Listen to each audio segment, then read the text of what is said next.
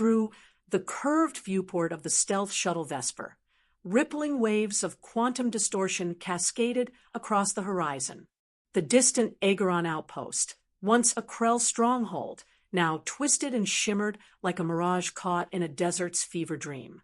One of the spires, a communications array, collapsed in on itself, imploding in a silent ballet of erratic physics.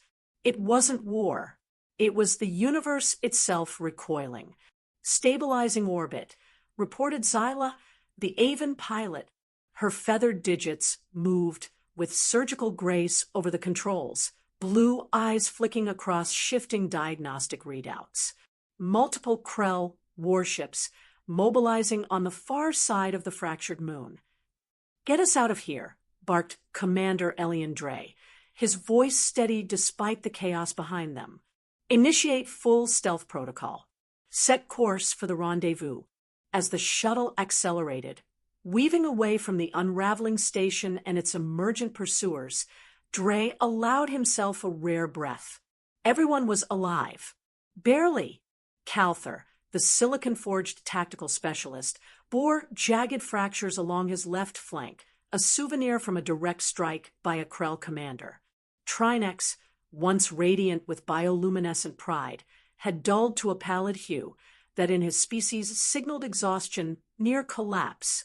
Driss, ever silent and serpentine, clutched a plasma-scorched arm with coils of tightly coiled muscle. And yet, in every one of their expressions, however alien, lived a spark of disbelief. They'd made it. Status of the payload. Dre asked without turning. "Secured and verified," said Vorin. "They're neurotech." He held up a shimmering data crystal encased in protective biofoil. 73% total intelligence retrieved, including enemy fleet paths, forward operating bases, and tactical priorities. More than enough. Dre gave a tight nod.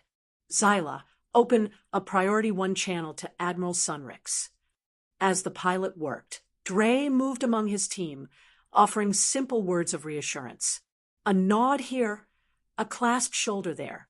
When he reached Calther, the massive crystalline being looked up with slow clarity.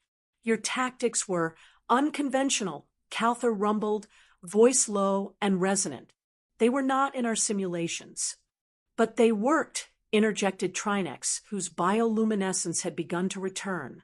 Hints of green and orange pulsed across his skin. "Because of you," Dre corrected. "All of you. You adapted, improvised, survived. That's real warfare, not academy drills." "Secure line open," Zyla said. "Admiral Sunrix is standing by." Dre stepped to the comm terminal. A second later, the viewplate flickered to life, revealing the six-eyed, aquamarine face of Admiral Sunrix, High Commander of Unified Forces Eastern Fleet. "Commander Dre," Sunrix said, his normally cold voice tinted with restrained relief.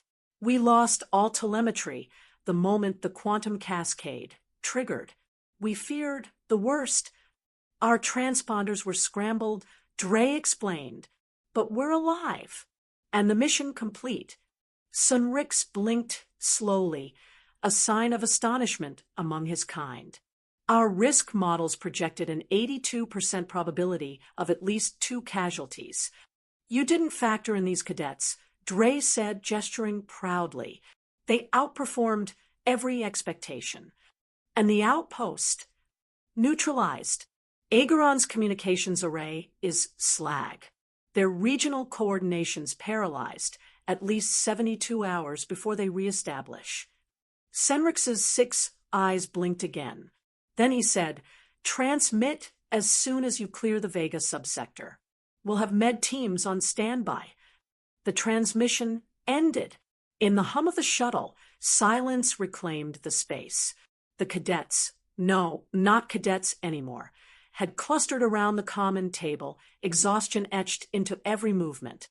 Dre joined them, resting against the bulkhead. "How long to the rendezvous?" he asked. 4 hours, 17 minutes at current velocity," Zyla replied. "No signs of pursuit.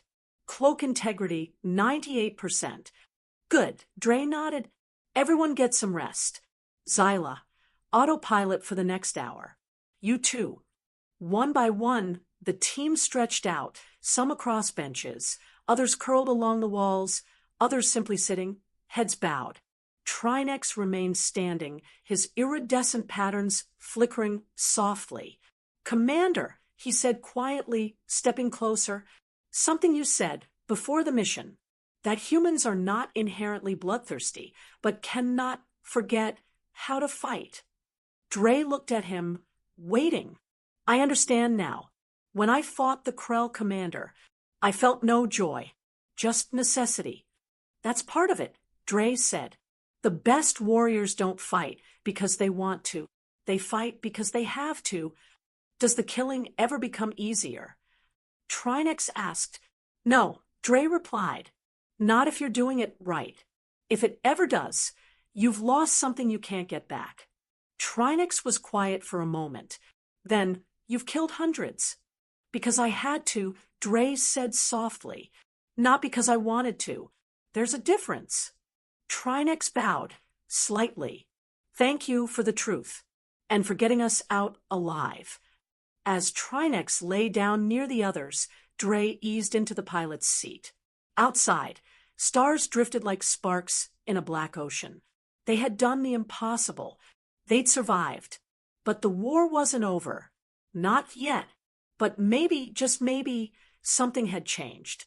5 officers. 5 species. 1 doctrine, forged not in textbooks but in fire. In choice. In pain. The galaxy was learning what humanity had always known. Sometimes, survival means walking a darker path, but walking it together. The Vesper docked without ceremony at Relay Station Atronox, an orbital latticework of defense platforms, sensor spires, and modular living quarters suspended in a permanent geosync over the Vega boundary.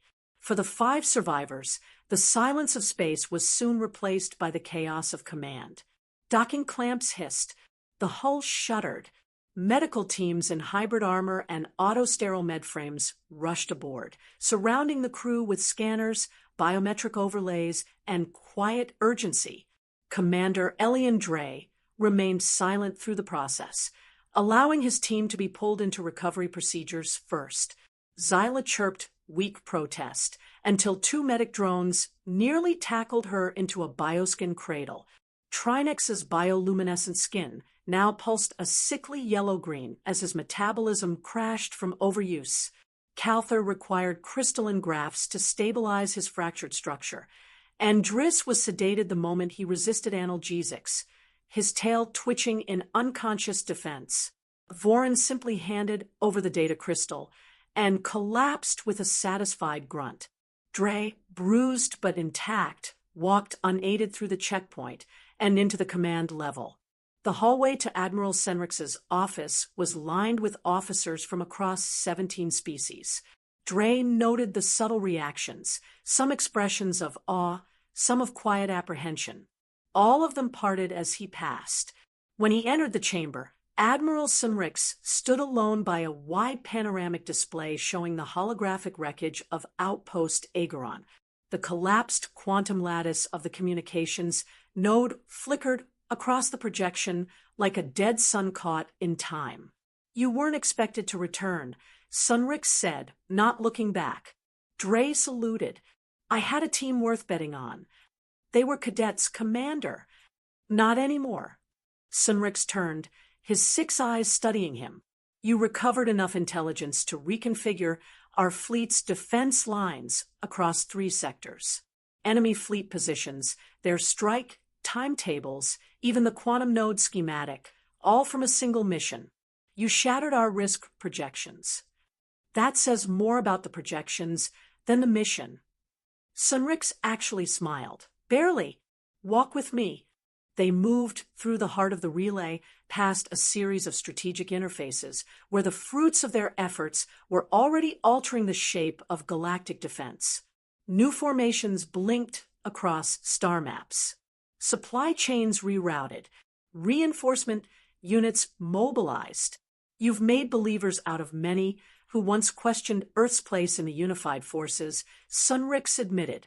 Including me. Dre said nothing. Praise unsettled him more than criticism.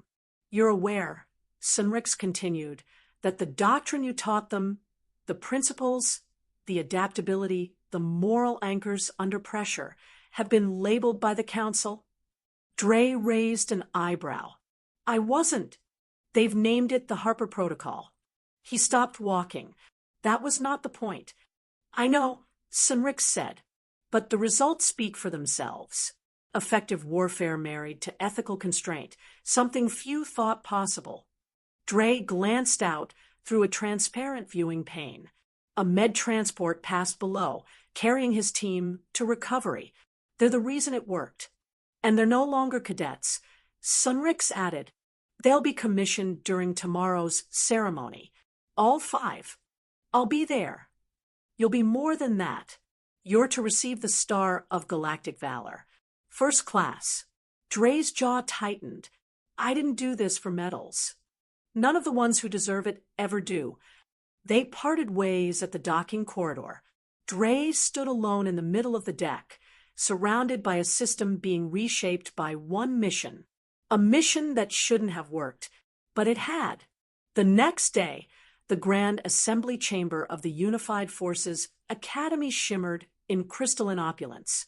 Its high dome was transparent, revealing the twin moons of Nexus Prime glowing in silent orbit. Dignitaries from 17 species filled the concentric amphitheater.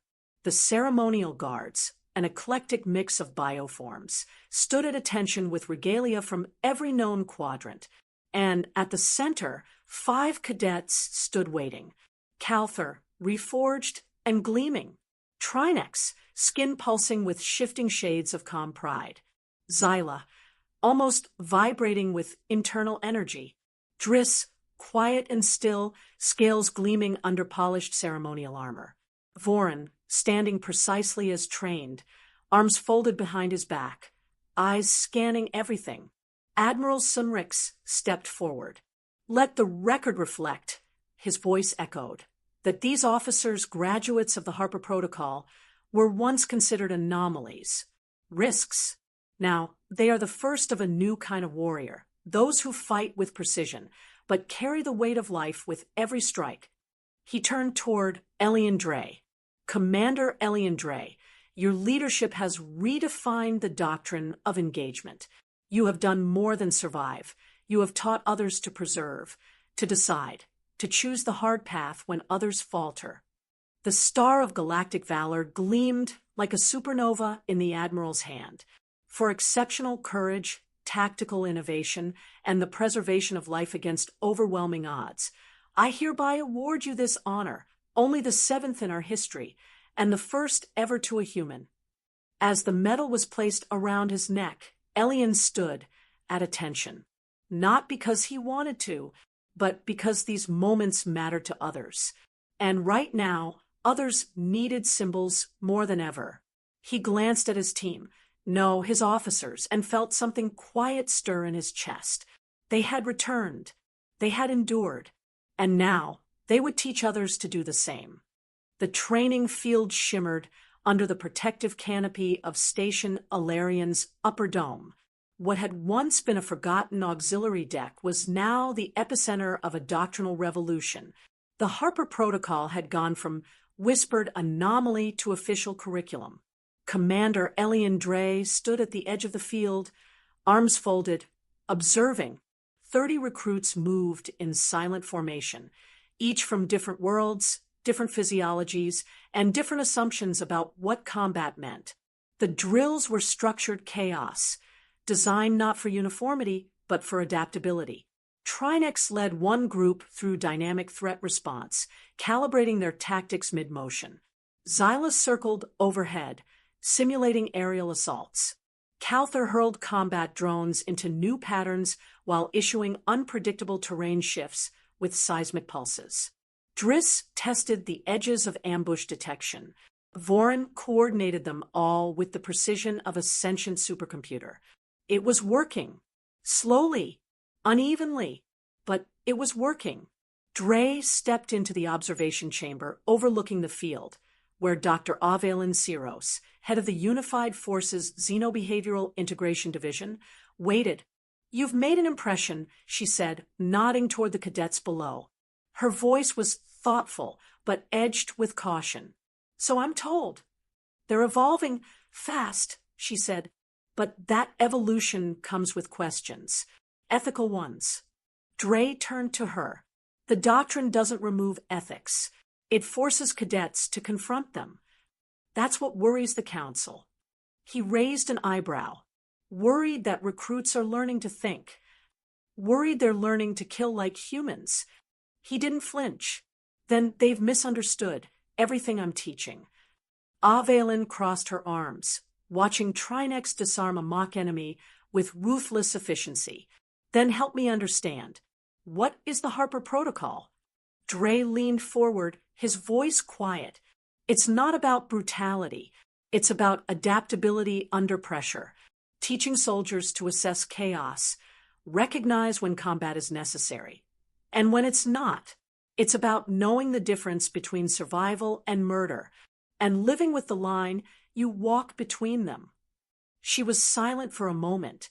"And the kill count? That's not the metric," he said flatly. "The metric is how many of your people make it home." That evening, in the quiet of his quarters, Dre reviewed footage from Agaron, not the collapse or the violence, but his team, their faces before, during, after. Each one had changed.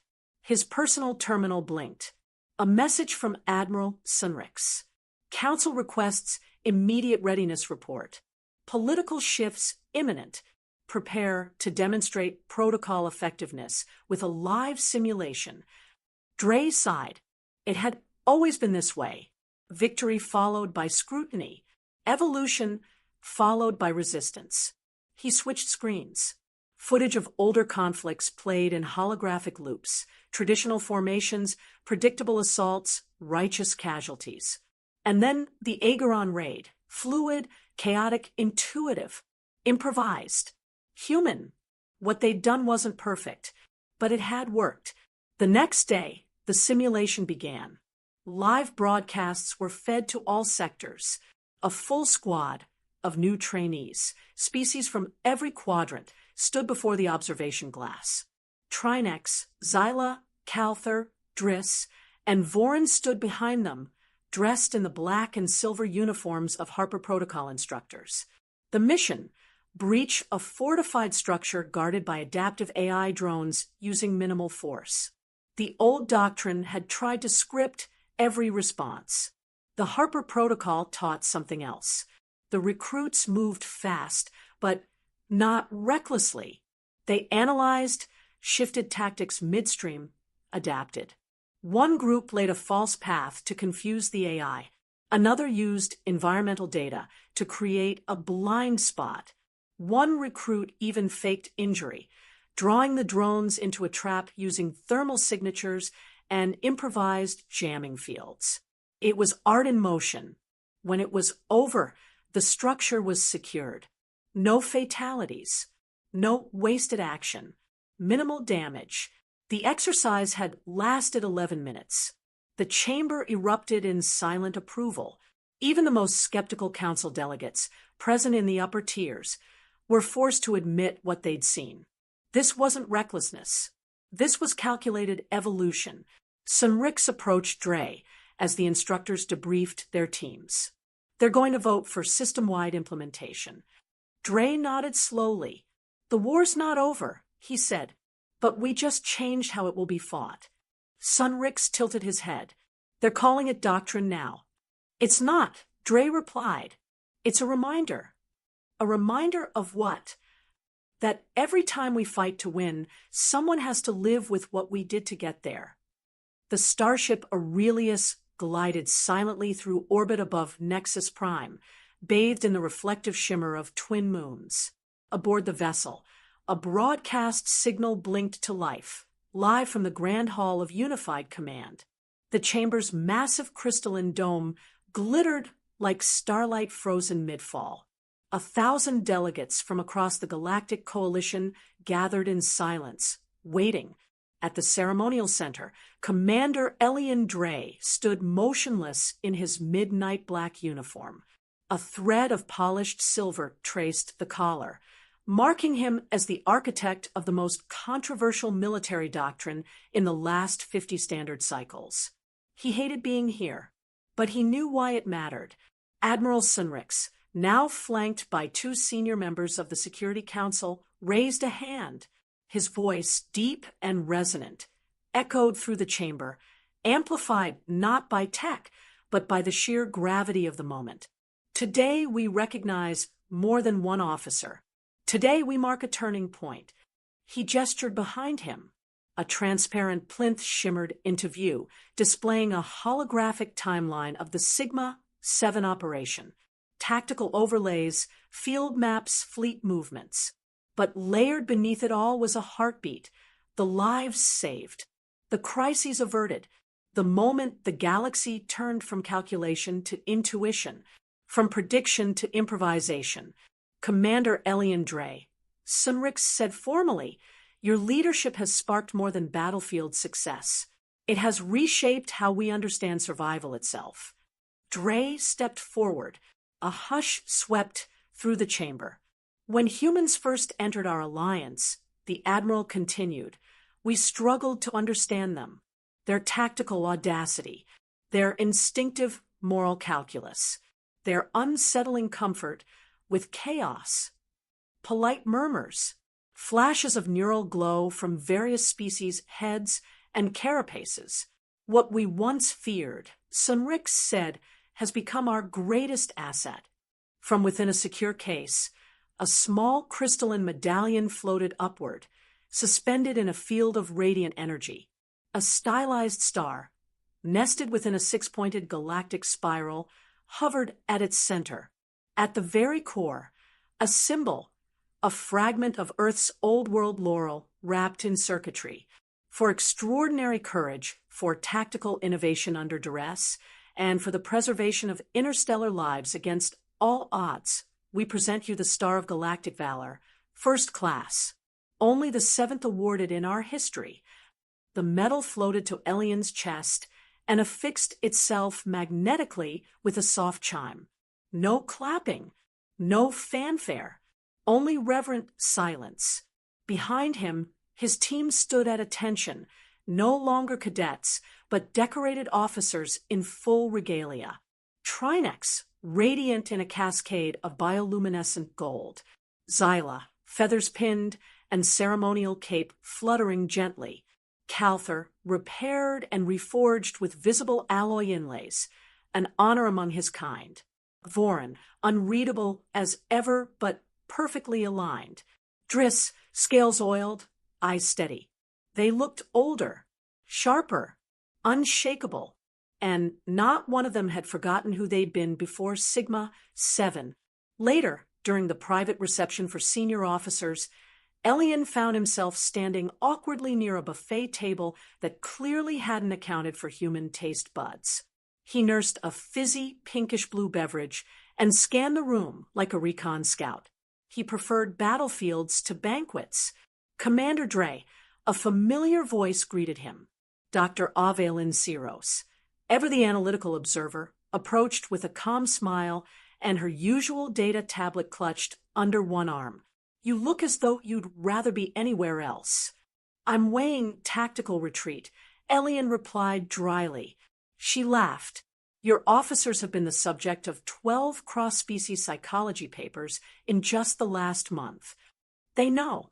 They're honored," she said, "but it's more than admiration. It's fascination. You taught them to kill effectively without becoming killers." "That was the goal." "No," Avelin said. "The goal was to survive. What you created was something nobler." Elian didn't respond. Instead, his gaze shifted to the corner of the room, where Trinex stood deep in conversation with a pair of senior commanders. The alien's skin shimmered with calming blues, each ripple of pigment conveying composure and trust. Avelin followed his gaze. "He told me something interesting during debrief." "Oh," he said, "he no longer fears combat. He fears forgetting why they fight. Elian felt that hit like a punch to the chest. Then I did my job. No, she said again. You did more than your job. You left a blueprint. That night, back aboard the Aurelius, Elian stood alone in the observation chamber. The twin moons still hung in orbit, silent sentinels of a galaxy in flux. The star of valor rested in his hand, dimmed now, its glow internal. He didn't wear it. He didn't need to, because real change didn't come from medals. It came from 5 officers, each transformed not by violence, but by the choices they made after the fighting stopped. Commander Elian Dre stood in the shaded amphitheater of Training Deck 12, watching the 5 newly minted officers circle their recruits. No textbooks, no scripted maneuvers, just instincts, adaptation, and reflection. Again, Trinex instructed firmly, but this time, assume you've just lost your primary sensor input. What do? A young insectoid recruit hesitated. Dre noticed the pause, not fear, but uncertainty. The recruit was calculating, thinking, not reacting blindly. That was the difference. Nearby, Calther demonstrated how to use broken debris as a shield against plasma scatterfire. Anything can be useful. You survive with what's left, not what you wish you had. On the far edge of the field, Zyla hovered midair, feathers rippling in the magnetic wind, as she guided 2 cadets through coordinated vertical strike patterns. Her chirps had the rhythm of music and menace. Precision isn't perfection. It's adaptation made visible. Dre allowed himself a moment to feel it. Pride. Then Driss appeared beside him, silent as always, scales catching the training lights like rippling oil. Commander, they said, voice soft, slithering. Request permission to demonstrate kill hesitation protocol. Dre nodded. He knew what came next. Minutes later, the field was reconfigured. A holographic battlefield blinked to life. 2 wounded enemy simulations, one raising a weapon slowly, the other clutching a detonator. 3 cadets were placed in the scenario. 1 froze. 1 shot both. Only 1 did the unexpected, moved to shield a wounded ally while drawing a line-of-sight jam across both targets. Result? Dre asked. Driss reviewed the simulation. Targets neutralized. No fatalities. You hesitated. Calther told the cadet. I assessed, the cadet replied. There was no certainty either was about to attack. Dre stepped forward, breaking formation. And what if you were wrong? Then I'd be dead, the cadet answered. But you'd still be you, Dre said. Lesson noted. The training field fell silent. That line, simple, raw, settled over the group like a pressure change. Because that was the heart of it, wasn't it? Living with what you'd done, or who you'd lost trying not to do it. Later, over a modest meal in the officers' galley, the 5 gathered around a narrow table. No ceremony, no guards, no titles. Just soldiers together. Dre sipped a strange, mint sulfur infusion Zyla had recommended. It still made his eyes water. So, Trinex said, you still count your confirmed kills? Dre looked up. No, he replied. I stopped at 200. Why that number? Voron asked. Because it wasn't the number that mattered anymore. He said, it was the reason behind each one. And if I needed a reminder of what that count cost me, I only had to look at you 5 and remember how much more valuable survival is. Calther tilted his head, crystalline eyes glowing faintly. Then why teach us how to kill? Because Dre said quietly, if you're going to do it, you'd better understand exactly what it costs. And why sometimes, even when it feels wrong, it's necessary. Zyla leaned back, wings fluttering. And if it's not necessary, then you don't, Dre answered simply. No glory in ending a life that doesn't need to end. Driss flicked their tongue. The council still sees it as controversial. Then they're starting to learn too, Trinex murmured. The group shared a long silence. No celebration, no toasts, just acknowledgement that they'd been changed by battle, but not consumed by it. That maybe, just maybe, what they'd built together could outlast the war. That night, in his quarters, Dre pulled up an old file, footage from the earliest Earth engagements during the unification campaign. It was brutal, raw, unsophisticated. Fire against fire, blade against bone. No tactics, no nuance. And yet, those humans had survived, not by being monsters, but by remembering what it meant not to be one.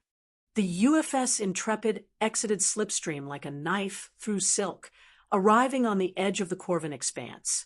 The space around them wasn't empty. It roared with storms of gravitational flux, electrical arcs, and half-formed asteroids tumbling in impossible orbits. It was chaos. Beautiful, lethal chaos. Commander Elian Dre stood on the command deck, hands clasped behind his back, watching the swirling maelstrom on the viewport as if it were a familiar battlefield. Because for him, it was. The Krell had resurfaced, again, this time harassing supply lanes and scientific observatories in the uncharted fringe. The Council had sent automated recon probes. None returned, which is why they'd called the Intrepid, not because it was the most powerful ship, but because it was the one crewed by people who understood that unpredictable war demanded unpredictable warriors. Behind Dre, Captain Voren was already issuing deployment orders. His forearms danced over controls, assigning Harper Protocol strike groups to high-orbit recon, shadow sweeps, and EM cancellation loops. Gravitational signature at Sector Zeta 9, reported Trinex, now serving as tactical director. His bioluminescent skin flickered with focused green. It's rhythmic, artificial. Potential Krell beacon? Dre asked. Or bait, Trinex replied. Zyla chirped from the helm, her feathered hands fluttering through flight patterns. Approach vector plotted. We can skim the edge without alerting their pickets. Calther, looming at the comms station, rumbled a warning. We're being watched. Passive scan, echoes, off our hull. Ignore it, Dre said. Let them think we haven't noticed. Driss, now leading intelligence operations, flicked their tongue and hissed, enemy ships are cloaked. 3 minimum. Likely 6. Triangular staggered pattern. Dre nodded slowly. It's an ambush. But this wasn't 2 years ago. They didn't flinch. They didn't scramble. Instead, Dre calmly gave the order. Prepare Harper Contingency 4. I want forward strike units to initiate phantom trail. Dispersal. Make them chase ghosts. The Intrepid's hull shimmered as it ejected a barrage of sublight decoys, each mimicking the heat signature and EM profile of the main ship. Simultaneously, Zyla inverted the ship's vector, diving into a slingshot maneuver around a molten asteroid shard. The move was impossible under standard training, which is why it worked. We've split their formation, Driss reported. Krell vessels are pursuing decoys at full burn. Exactly as planned, Voren confirmed, initiating flank collapse. Harper Protocol units emerged from stealth in precise arcs, each targeting the outermost Krell ships. They didn't destroy, they disrupted. Shield anchors shattered. Engines fried. Comms jammed. One by one, the ambushers became the ambushed. In the command center, as the last enemy ship lost power and drifted silently into the storm, Dre lowered his head slightly, exhaling. Not in relief. In calculation. How many, he asked. 3 confirmed destroyed. 2 disabled. 1 escaped, Trinex said. No casualties on our side. Good, Dre said. We send a message by letting 1 live. Survival as a vector of memory, Calther said, voice like shifting rock. Exactly. Later, Dre reviewed combat footage alone in his quarters.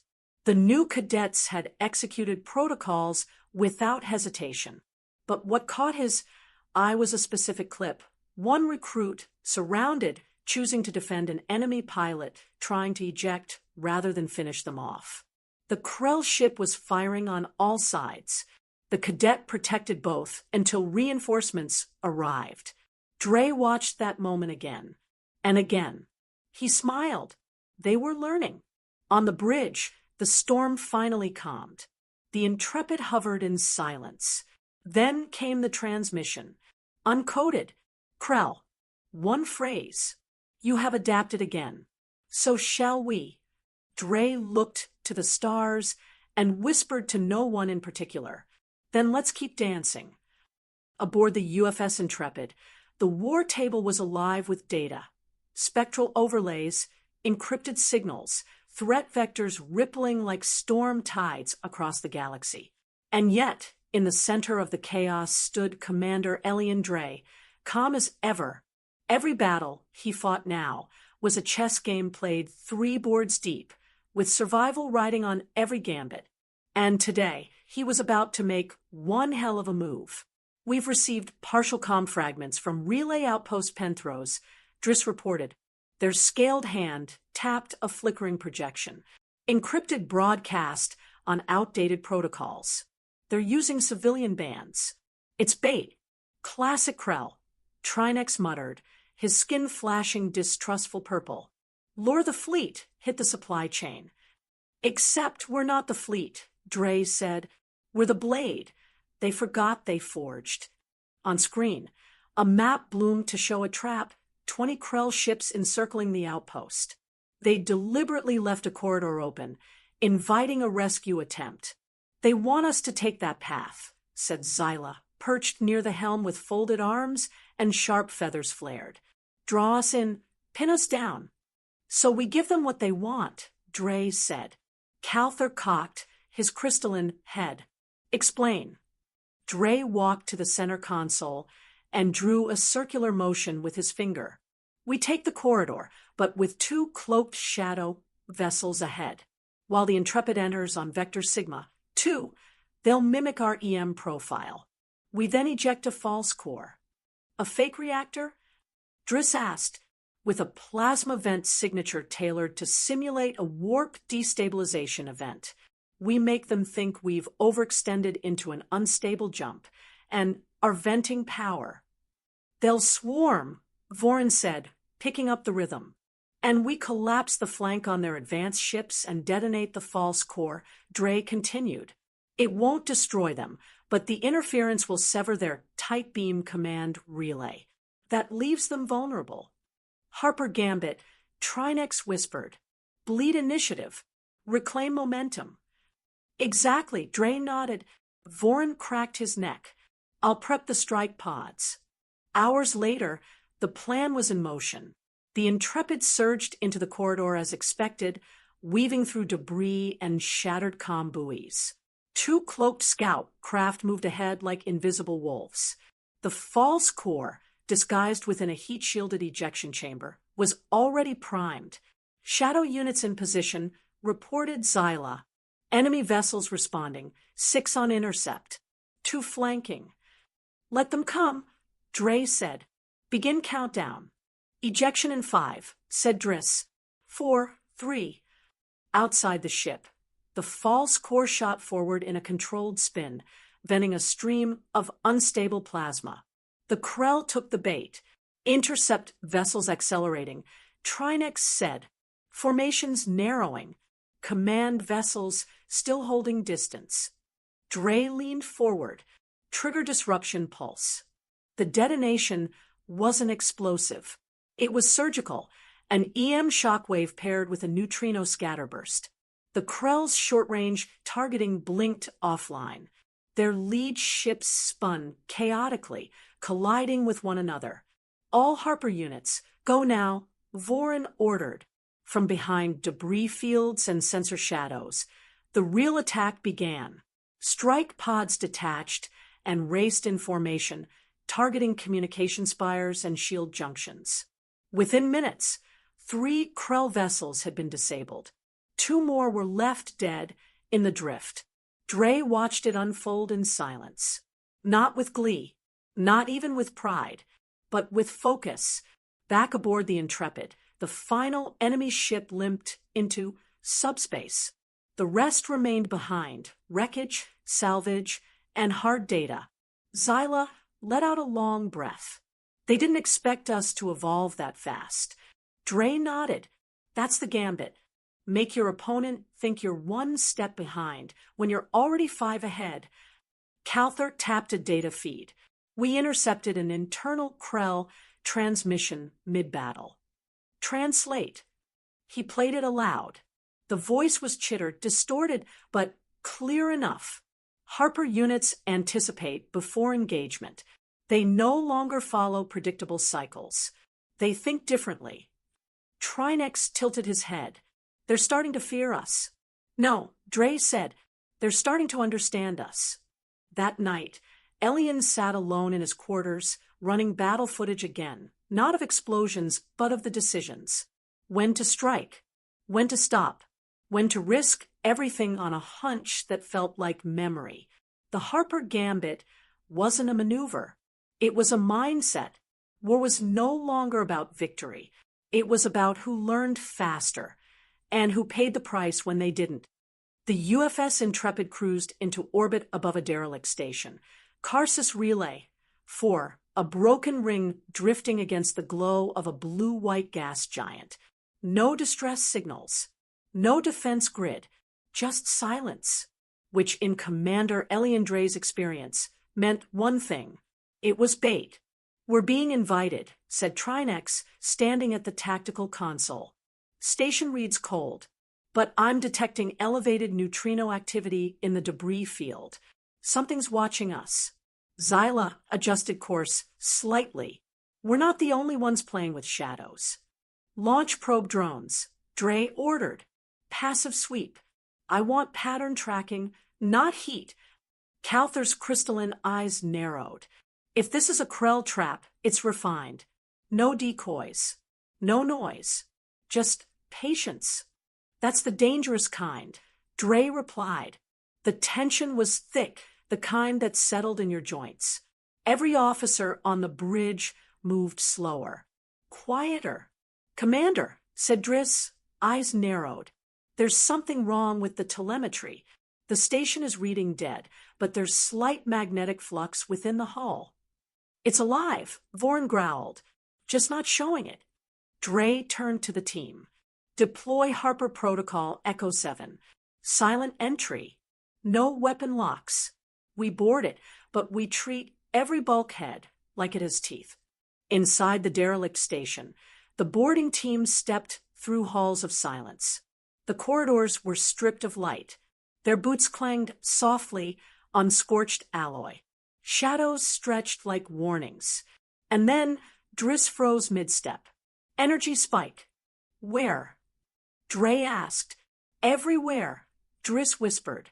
We're inside the array. A sudden pulse ripped through the corridor, disabling lights and compressing sound. The team switched to internal comms as the station revealed its trap, not a weapon. A network. You're not the target, Dre said aloud. We are the transmitter. Back aboard the Intrepid, the bridge lit up with a warning. Commander, Trinex barked over the comm, massive data transfer initiated from your position.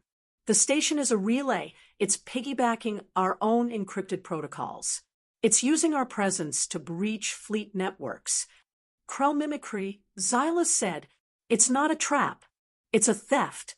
Dre's eyes narrowed. Seal the uplink. Sever the corridor. From orbit, a sudden thunder of cannon fire lit the void. The Intrepid fired directly on the relay's exposed comm rings, destroying the spine of its signal web. Debris scattered. Inside, the station shook violently. But it wasn't collapsing, it was changing. Panels fell away, revealing layered plating. Krell technology. Organic alloy. It's a forward unit, Dre realized. Not a relay. A seed ship. It's growing. The team barely escaped. Back on the Intrepid, Emergency systems hissed with suppressed alarms. Wounded officers were triaged in low grav. AI diagnostics scrolled in multiple languages. Dre stood before the viewport, arms folded. They didn't want to trap us, he said softly. They wanted to study us.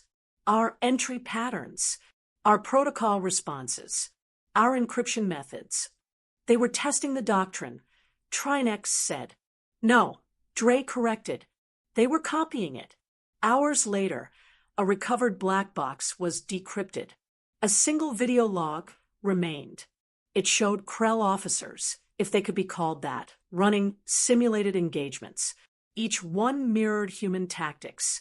In one recording, a Krell combat unit executed a perfect Harper Protocol ambush. Trinex watched in stunned silence. They're evolving into us. They're not just learning how we fight, Calther said. They're learning why we fight. Dre's eyes didn't leave the screen. This war isn't just about weapons anymore, he said. It's about identity. Aboard the UFS Intrepid, silence fell like gravity. The encrypted transmission hadn't come through comms. It had bled through the quantum relay lattice, embedded in the very pulse of the ship's FTL systems. A message not sent, but felt. Translated not by code, but by resonance. Ellie and Dre stood at the center of the bridge, arms folded, eyes locked on the anomaly slowly unfurling across the central holodisplay. It wasn't just a signal. It was a language. And for the first time in the war, the Krell were speaking directly. Stabilizing the waveform, Trinex muttered, hands flying across the interface. His skin pulsed rapid tones of alertness and confusion. It's not just audio. It's visual. They're sending us something. Xyla, feathers stiff with tension, chimed in. Vox filters online. Translation node engaged. Calther turned slowly from the comm station. Commander, this is the same frequency they used for the mimicry in Karsus Relay. They've gone from studying us to talking to us, Dre said quietly. A flicker pulsed through the projection. Shapes resolved into a figure. Krell, yes, but different. Taller. Armor that shimmered like black glass. Multi-layered mandibles that moved with slow deliberation. The translation came delayed, stuttering at first, then solidifying. Unified vessel. Strategic pattern Dre Harper acknowledged. Evaluation threshold met. The bridge held its breath. Dre took one step closer. I am Commander Elian Dre, strategic officer of the Intrepid. State your purpose. To amend directive, to offer provisional transition, from opposition to calibration. Voren's jaw tightened. Calibration? They're not offering peace, Trinex muttered. They're offering alignment. Calther growled softly. Assimilation under a different name. But Dre's expression didn't change. Explain. The Krell image shifted, showing a swarm of smaller ships surrounding what looked like a void anomaly, then an overlay of unified forces ships. And behind it all, something massive, unseen, redacted by sensor static. The Devourers, approaching, from beyond. Old threats, return imminent. Driss blinked rapidly, analyzing in real time. That's not a bluff. Their stellar charts show object movement from deep space vector G9, subgalactic sector. Trinex hissed. They're warning us. Preparing us, Dre said. The Krell continued. Conflict with your kind, sufficient to test resolve. Necessary damage. Now recalibrate. Share resistance schema. Merge tactical evolution. They used us to prepare for something worse, Xyla whispered. We were never the enemy, just proof of concept. You survived where others failed. Your methods disturb pattern. Disruption confirmed. Potential useful. Dre stared through the figure. It wasn't just war anymore. It was a recruitment. After the transmission ended, the bridge crew stood in uneasy silence. Voren finally spoke. "We can't trust them." "No," Dre agreed, "but we can listen." Trinex rotated a control node, revealing patterns in the Krell's data that mapped something ancient: planetary ruins, dead systems, entire civilizations reduced to echoes. "They've seen this happen before," Driss said. "More than once." "They've been running," Calther added. "And now," Dre murmured, "they're turning to stand. Not because they've changed, but because they need us." Later, in his quarters, Dre reviewed the Krell data in silence. It showed patterns of solar consumption, biological collapse, weapon systems dwarfed by scale. The Devourers weren't an enemy. They were entropy made manifest, not conquerors. Extinction incarnate. He opened a channel to Admiral Sunrix. "I need a secure uplink," he said. "We've just made contact with a new kind of ally and an old kind of apocalypse." The skies above Sector G9 had gone quiet.